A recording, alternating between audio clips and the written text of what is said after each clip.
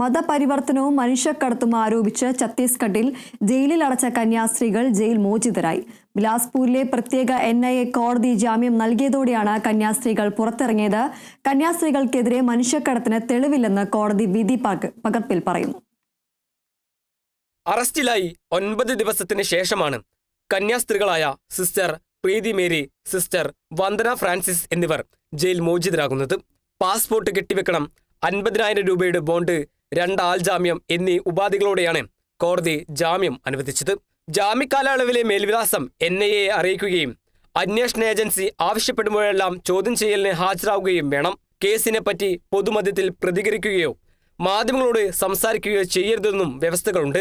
സാങ്കേതികമായി മാത്രമാണ് സർക്കാർ കോടതിയിൽ ജാമ്യാപേക്ഷയെ എതിർത്തത്. ജാമ്യത്തിനായി ഉന്നയിച്ച വാദങ്ങളെ പ്രോസിക്യൂഷൻ പൂർണ്ണമായി ഖണ്ഡിച്ചിരുന്നില്ല.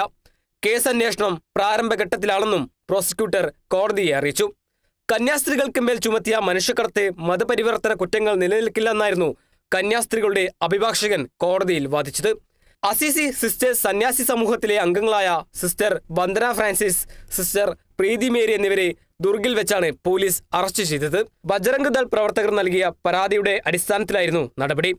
അറസ്റ്റ് ചെയ്ത പോലീസ് മനുഷ്യക്കടത്ത് ഉൾപ്പെടെയുള്ള ഗുരുതര വകുപ്പുകൾ ചുമത്തി. കന്യാസ്ത്രീകളുടെ അറസ്റ്റിനെതിരെ വലിയ പ്രതിഷേധമാണ് ഉയർന്നത്.